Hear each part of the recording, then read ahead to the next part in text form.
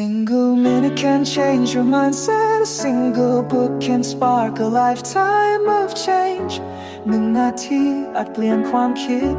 และ1 เล่มอาจเปลี่ยนทั้งชีวิตของคุณนี่คือในนาที Podcast แนะนำหนังสือดีๆเพื่อให้คุณเก่งขึ้นวันละนิดมาเปิดโลกความคิดเปิดรับความรู้ใหม่ไปด้วยกันสวัสดีค่ะวันนี้เราจะมาคุยกันถึงแก่นสำคัญจากหนังสือเล่มหนึ่งที่ชื่อน่าสนใจมากนะคะ Forgiving What You Can't Forget หรือถ้าแปลเป็นไทยก็คือการให้อภัยในสิ่งที่ลืมไม่ลงของคุณไลซ่าเทอร์เคิร์สค่ะครับผมหนังสือเล่มนี้ไม่ได้ให้คำตอบแบบสำเร็จรูปนะคะแต่จะพาเราไปสำรวจความซับซ้อนของการเยียวยาแผลใจโดยเฉพาะแผลที่มาจากความทรงจำที่มั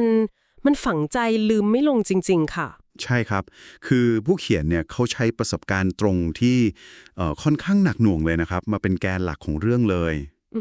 ทำให้เนื้อหามันเข้าถึงใจคนอ่านได้ง่ายมากๆจุดหนึ่งที่ผมว่าสะท้อนภาพได้ชัดเจนเลยคือที่เขาพูดถึงชีวิตที่เหมือนถูกแบ่งเป็น2 ช่วงไปเลยครับ2 ช่วงยังไงอะคะคือแบบว่าเป็นช่วงก่อนเกิดเรื่องกับหลังเรื่องร้ายผ่านไปอะไรทำนองนั้นนะครับเหมือนมีเส้นแบ่งเวลาในชีวิตเราเลย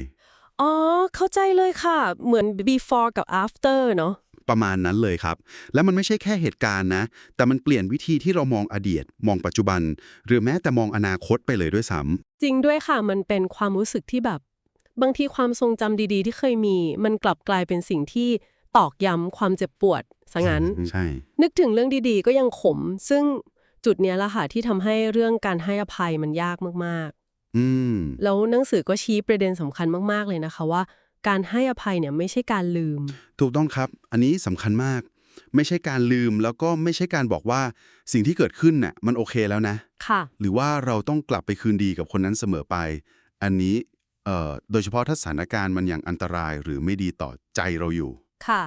หนังสือช่วยแยกชัดเลยครับระหว่างการให้อภัยหรือ forgiveness ซึ่งเป็นเรื่องข้างในใจเรานะเพื่อปลดปล่อยตัวเราเองเป็นเรื่องของเราเองใช่ค่ะกับการคืนดี reconciliation อันนี้ต้องใช้คน2 คนและมันอาจจะไม่เกิดขึ้นหรือไม่ควรเกิดขึ้นก็ได้ในบางกรณีอ๋อการแยก2 อย่างนี้ออกจากกันได้เนี่ยผมว่าเป็นก้าวแรกที่สำคัญมากเลยครับพอเข้าใจแบบนี้แล้วมันก็ช่วยให้เห็นภาพชัดขึ้นนะคะแต่ก็ยังมีคำถามอยู่ดีว่าแล้วทำไมเราต้องให้อภัยด้วยล่ะในเมื่อเราเป็นคนที่เจ็บครับเป็นคำถามที่ดีมากเลยเราไม่ได้ทำผิดนี่นาทำไมต้องเป็นฝ่ายให้อภัยคือหนังสือให้มุมมองที่น่าคิดนะครับว่าจริงๆแล้วเนี่ยการที่เราแบกความโกรธความแค้นความขมขื่นเอาไว้ต่างหากค่ะที่มันกัดกินตัวเราเองจากข้างในการให้อภัย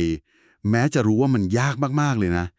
แต่มันเหมือนเป็นการตัดสินใจที่จะปลดปล่อยตัวเราเองออกจากโซ่ตรวนทางอารมณ์พวกนั้นนะครับปลดปล่อยตัวเองใช่ครับคือเลือกที่จะไม่ยอมให้อดีตมันมาขังอนาคตเราไว้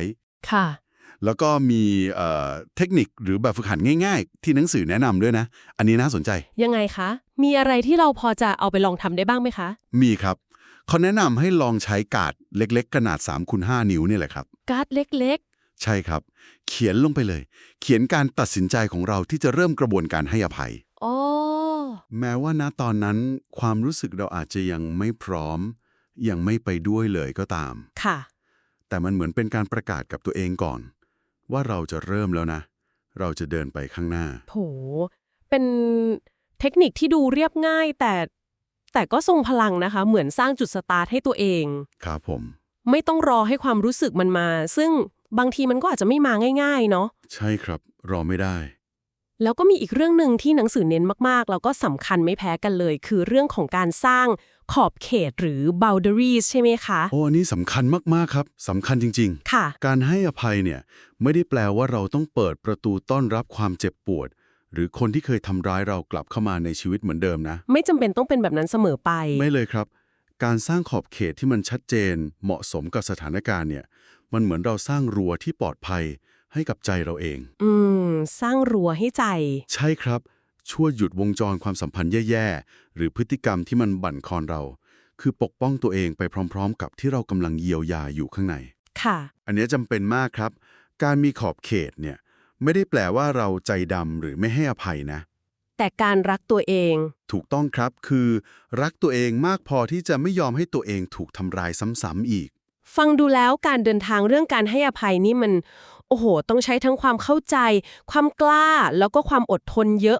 มากๆเลยนะคะ ครับผมใช้พลังงานเยอะทีเดียว แต่หนังสือก็ไม่ได้ทิ้งเราไว้กับความยากอย่างเดียวนะคะ ยังให้ความหวังด้วยใช่ไหมคะ แน่นอนครับคือหนังสือย้ำว่าแม้จะเจ็บปวดแค่ไหนก็ตาม เราสามารถก้าวผ่านมันไปได้จริง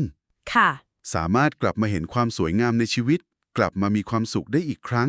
อืม เพราะเป้าหมายสุดท้ายของการให้อภัย จริง ๆ แล้วไม่ใช่เพื่อใครเลย แต่เพื่อตัวเราเอง เพื่อการเยียวยา เพื่อการเติบโตของเรา ค่ะ เพื่อตัวเราเอง ครับหนังสือเล่มนี้ผสมผสานมุมมองทางจิตวิทยา กับหลักความเชื่อทางศาสนาคริสต์ได้ค่อนข้างลงตัวนะครับทำให้เห็นว่าการให้อภัยเนี่ยมันคือการแสดงความเข้มแข็งนะ ไม่ใช่อ่อนแอ ไม่ใช่อ่อนแอ ครับ เป็นการเลือกที่จะมีชีวิตที่ดีขึ้น ทั้งหมดที่เราคุยกันวันนี้ก็เป็นแค่ส่วนหนึ่งเท่านั้นนะคะ จากมุมมองแล้วก็เครื่องมือดีๆในหนังสือ Forgiving What You Can't Forget ใช่ครับ ยังมีรายละเอียด มีแบบฝึกหัด มีมุมมองลึกๆอีกเยอะเลย ถ้าใครฟังแล้วรู้สึกว่าเรื่องนี้มันโดนใจ หรือกำลังเผชิญสถานการณ์คล้ายๆแบบนี้อยู่ การได้ลองอ่านฉบับเต็มๆก็น่าจะเป็นประโยชน์มากๆเลยค่ะ น่าจะช่วยได้เยอะครับ แล้วก็ยังเป็นการสนับสนุนผู้เขียนโดยตรงด้วยนะคะ ครับผม แล้วก็อยากจะชวนให้ลองคิดตามกันดูนะครับว่าจากที่ฟังกันมาเนี่ยมีแง่มุมไหนที่จุดประกายความคิดอะไรขึ้นมาบ้างไหม ค่ะ หรือว่าเรามีประสบการณ์ส่วนตัวกับการให้อภัยเรื่องที่มันฝังใจลืมยากๆแบบนี้ยังไงกันบ้าง ลองทบทวนดูนะคะ การได้ตกตะกอนความคิดตัวเองแบบนี้ บางทีมันก็เป็นส่วนหนึ่งของการเดินทางของการเติบโตของเราเหมือนกันนะครับ จริงค่ะสำหรับวันนี้เวลาของเราหมดลงแล้วนะคะ หวังว่าการคุยกันในวันนี้จะเป็นประโยชน์แล้วก็อาจจะมอบมุมมองใหม่ๆให้กับหลายๆท่านได้บ้างนะคะ ครับผมแล้วพบกันใหม่ในการเจาะลึกครั้งต่อไปนะครับ สวัสดีครับ สวัสดีค่ะ Every page you turn is another step towards your success ทุกนาทีพลิกคืออีกหนึ่งก้าวสู่ความสำเร็จในแบบของคุณ หากคลิปนี้มีประโยชน์ช่วยแชร์ไปให้คนที่คุณรัก แล้วเอามาเรียนรู้สิ่งใหม่ๆไปพร้อมๆกันครับ